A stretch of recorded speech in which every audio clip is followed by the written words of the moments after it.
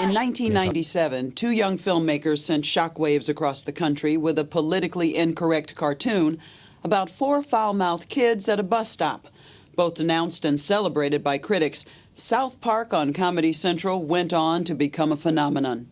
Now the guys from South Park, Trey Parker and Matt Stone, are pushing cultural norms even further with a controversial new movie called Team America: World Police. Action. It could be your typical action-packed blockbuster. But its stars are less real than Hollywood's usual action heroes. Put down your weapons now! They're puppets. So the idea basically was to do a Bruckheimer movie with puppets. Because we were like, Armageddon done with puppets, super funny. Day After Tomorrow done with puppets, yeah, super funny. Let's get ready to shoot. Roll, please. All right, and action. Trey Parker and Matt Stone are the masterminds behind Team America: World Police. Known for their irreverent and sometimes even offensive humor, they're treading on one of the most explosive issues today, the war on terror. All right, just what the hell is this about? Saving the world. It's a political satire about a group of American heroes that wanders the globe fighting terrorism. Well, police, get down on the ground! Wait a minute. You're poking fun at fighting terrorism. Mm-hmm. We're poking fun at terrorists. Yeah, we're poking fun of the whole thing, yeah. To us, everything is funny. There are no sacred cows. From terrorists who speak gibberish to the defacing of Mount Rushmore. Oh, hello. Great to see you again, Hans. To former UN weapons inspector Hans Blix meeting the film's arch-villain Kim Jong-il. Hans, we've been through this a dozen times. I don't have any weapons of mass destruction, okay? The North Korean leader feeds him to the sharks. People that don't have a sense of humor don't understand that they think that if you're making fun of something, it means you totally don't care about it, you don't think about it, it doesn't affect you and whatever, and it's like completely the opposite. You know, it's like, it's exactly how we think about things. The first glimpse into their unusual way of thinking was the cartoon South Park. The weekly tales of its four little third graders talking trash and exploring adult issues shocked its way across the nation 7 years ago. Nothing was off limits. Though the show outraged some parents and aired at 10 p.m. with a warning, it became an instant cult hit and cultural icon. Tell me about the little guys. I mean, they're sweet little guys. They just have foul little mouths. You want to wash them out with soap. Oh, in South Park? Yeah. Oh. Hey, you squatty ass We're just kind of filthy guys. I wish I would say that, yes, we engineer it. We look Yeah. and we find out what would be shocking and put it on the shockometer. Yeah. It's not. We try to tell No, I wholesome thought you just stories. typed a bunch of curse words on the page and then went back and filled in later. That would be great. We try to tell wholesome stories. We just really can't do it. So what's the power of profanity? It certainly has made us a lot of money, but Is this real dialogue for kids? Yes, we just it's real dialogue for kind of us, but kids. But there's a philosophical underpinning that makes South Park different than other shows, which is kids have to be taught to be good people, that we're not naturally born good people, that society actually makes us better. You son of a Kids are naturally born egotistical, self-centered, greedy, and they need to be taught to live with other people. I hate you! I want you to die! Die! we grew up around all these hippies just going, you know, society's so messed up, man, and our only hope is like the innocence, the purity of the child. And it's just like, no, dude, you got it backwards. Yeah. You know? It's like our only hope is society, really. Both Trey Parker and Matt Stone grew up in small Colorado towns where their friends really were the kids from the bus stop. Trey played the piano and Matt was a math whiz. They met at the University of Colorado in Boulder, where they collaborated on a student film about cannibalism. Naturally, it was a musical. And they didn't just share a twisted sense of humor. Trey and I weren't just we were the guys who didn't do their term paper like the night before. We were the guys who did it like the morning before. Like you'd wake up at 4 o'clock in the morning to do your term paper. Like that bad were those guys.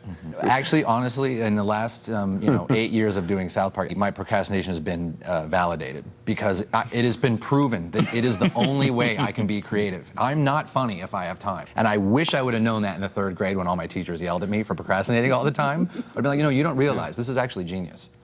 Jesus versus Satan, live from the... Part of the genius of South Park, critics say, is the way it works in the hot topics of the day, such as music piracy and the war in Afghanistan. Sir, yes, sir! Which keeps the show fresh even in its 8th season. Known for pushing the boundaries of political incorrectness, there's often an undercurrent of biting social commentary, especially when it comes to celebrity. In 2000, when the South Park movie was nominated for Best Song, they showed up at the Academy Awards dressed as Gwyneth Paltrow and Jennifer Lopez. Whenever people ask you where do the ideas come from, you always say, drugs. Do we say that? Yeah, you say that. I'll say right now, because it will shock a lot of people, I've never smoked pot in my life. And when people find that out, they freak out that the guy that does South Park doesn't smoke pot. They probably look at you and think, slacker, stoner. I don't know where that name came up from. We work really hard. If we were slackers, then the first year after South Park had taken off, we would have done what everyone else does and said, great, now you all go make it and we'll make the money. But we still write every single episode ourselves, direct it, edit it, do all the voice for every single episode because we care. All right, tighter. They oversee every detail of every project, right down to the voices.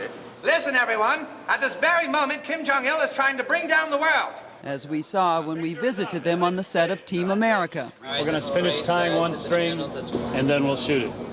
But if they thought dealing with puppets would be easier than dealing with movie stars, they were wrong. You think it would be great, you really do. But as soon as you shoot your first scene and you're like, okay, this one all he's wanting you to do is walk in and look to his right. And the puppet comes in and goes... and you're like, okay, let's try that again. And you're doing that shot for an hour, you know you're in big trouble. But these puppets are doing things puppets have never done before. They're fighting to the death, being shot at, blown out of jeeps, crushed by helicopters, and drowning in the Panama Canal when it's destroyed. Team America is being released this week by Paramount, which, like CBS and Comedy Central, is owned by Viacom. The release of a political parody a few weeks before Election Day has some people wondering if the filmmakers are trying to influence the election.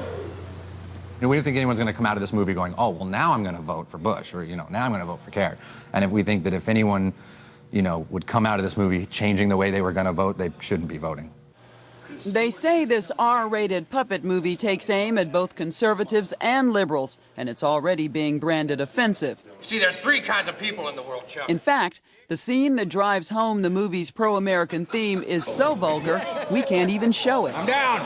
But by using that, you're going to anger the most patriotic, pro-American people. Believe me, they'll be so angry before this part of the movie even happens that it won't matter. They took their popcorn and left by the time this comes on. They left 2 minutes into the movie. Still, they say their goal isn't simply to offend. What interests us is the story of what it's been like for all of us to be an American for the last 3 years, because it's been kind of rough, and it's basically like we wanted to tell the story about just your average American, and suddenly someone shows up out of nowhere and says, hey, these people want to kill you, they want you dead. Dead? They're called terrorists, Gary, and they hate everything about you. Why? What did I do to them? I'm just a Broadway actor. Which was a lot of people's reactions 3 years ago of just going, wait, whoa, these people really want to kill us. Okay, but it's not totally political, because wait a minute, you've got Danny Glover, you've got Sean Penn, you've got Alec Baldwin. But they're just fun. Why are they villains? What? But they're funny. It's funny to take those activist actors and elevate them to the level to what they think they are in their minds. Like dogs, they say that dogs think every dog in its brain thinks it's a huge wolf, like even poodles. I just think like actors in their mind think they're like these really important like world leaders. Yeah. That when Sean Penn is on, when Sean Penn is on TV on CNN before the Iraq War talking about the nuclear non-proliferation treaty. Super funny. That is pure comic gold. Like there's just I don't care what side of the aisle you're on, I don't care what you think about the Iraq War, I don't care what you think about nuclear weapons, that is funny. Last year, I went to Iraq. They had flowery meadows and rainbow skies and rivers made of chocolate. And so taking Sean Penn and creating this thing where it's like, look, Sean Penn, here you are. You're who you think you are. You know, you're this incredibly important world leader. That's just satire. It's just somehow funny. he might not take it that way. Well, oh, thank you. You've probably made not. me who I think. Maybe he actually thinks he's a wolf. Is there a line that you won't cross? I don't know. We haven't found it yet. No.